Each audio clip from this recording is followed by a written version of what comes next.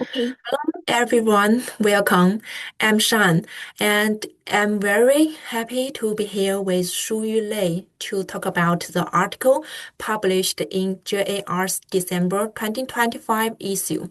The article is titled How Music Tempo Influences Consumer Preferences for Advertising with the Different Regulatory Focuses. Shopping in Jumping Tempo. If you are into how music works in short video ads, this is a talk you won't miss.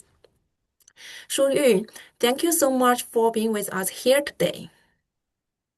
Hi, everyone. It's a pleasure to be here. I'm Shuyu Lei, a PhD candidate at Nankai University.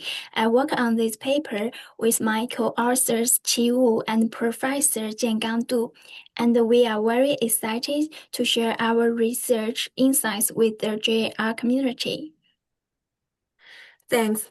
So, could you briefly tell us about your article and its findings? Certainly, our research drew on regulatory focus theory. We suggest that advertising messages can be framed in two types. The first is promotion focused advertising, which highlights their products' positive outcomes for consumers. For example, the brands can see that drinking this milk is can boost your energy and make you feel great. The second is the prevention focused messages, which emphasize avoiding the product's negative outcomes. For example, drinking this milk can help you avoid the mid-afternoon slump. Based on this theory, we want to explore how the whether the first slow background music tempo would influence the advertising effectiveness with different regulatory focus. To this, we analyzed over 26,000 real-world video advertising data and conduct three controlled lab experiments. Our research findings are quite relevant for advertisers. We found that using faster tempo background music for the promotion focused advertising can enhance their advertising effectiveness. But for prevention focused advertising, the tempo of background music does not have a significant effect on the advertising effectiveness.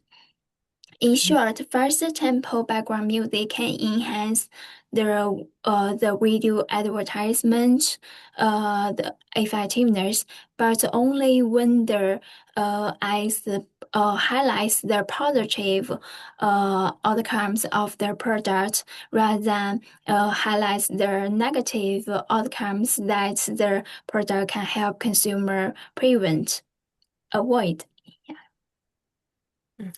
Okay, that's a fascinating insight, and it's really important to know that fast tempo music isn't a magic fix for everything.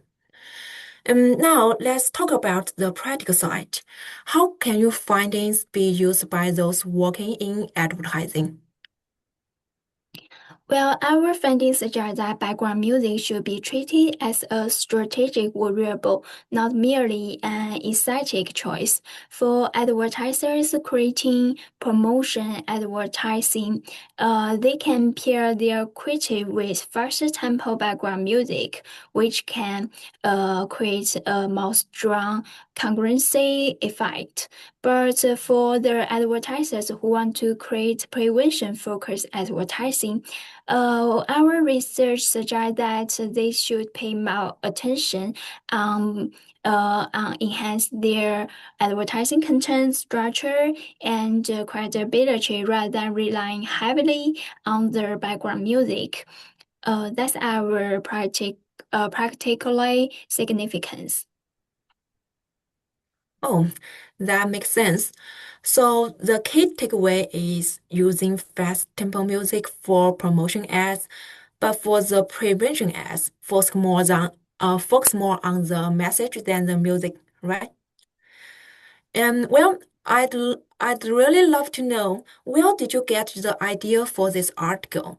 Was it from keeping a close eye on short video ads over time, or just inspired by some findings from other related researchers? Well, actually, it came from observing the queues of short video platforms.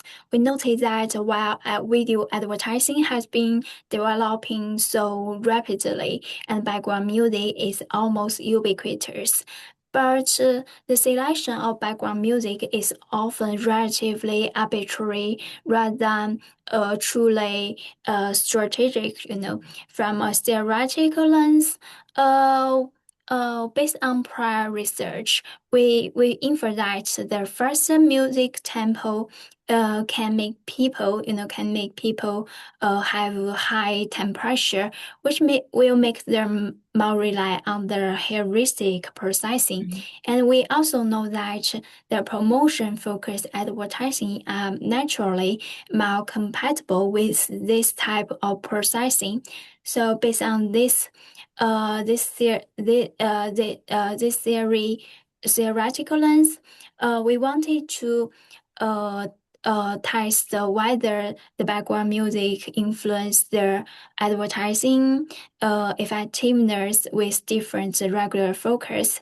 Um, and we found that no one had tested how the two false music tempo and the advertising message framing interact in the video advertising, given that advertisers are urgent for improving their video ad effectiveness. So we decide to explore this research question to test whether this interaction effect really exists.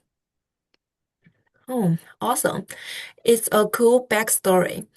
And we also want to know, what challenges did you guys run into with this article? Like tricky data collection or something else? Well, I think the biggest challenge was obtaining and processing the large-scale video advertising dataset. The dataset we acquired was cooperate with a very well-known video Mhm. advertising platform. So that we really paid a substantial effort to build this cooperation relationship with this platform. So the data is quite rare and precious for us. In addition, our research team uh, actually primarily specialized in experimental methods. So, working on the large scale video advertising data is a little bit hard for us. For example, we need to learn a lot to know how to extract Mhm. the key variable from the data set and how to analyze the data Mhm. set. For example, we need to use the splitter tool to batch extract the music tempo while background music from the voiceover so that we can actually extract the tempo Mhm. value from the voiceovers. Secondly, we need to classify the regular focus of the advertising so that we use the machine learning method Mhm. to build a specialized a special dictionary so that we can extract regulatory focus value from the advertising scripts. So that we think this is hard for us.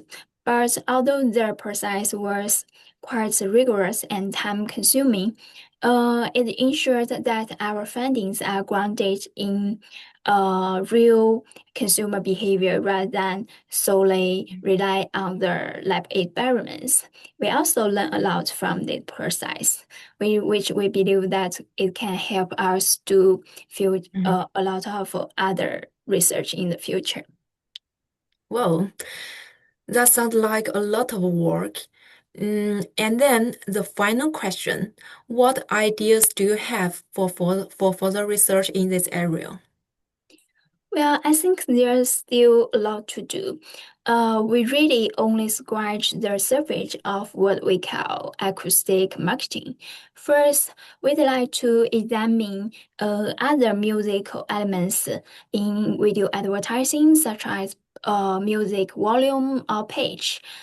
Secondly, we are very interested in in some consumer level moderators. For example, how the consumer's need for cognition might influence the main finding that we discovered in this research.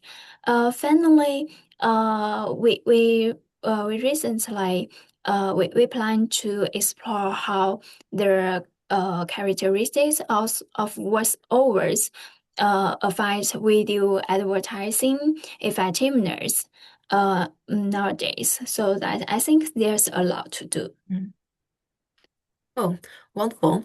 And thank you so much for sharing today. And it was great to learn more about your article.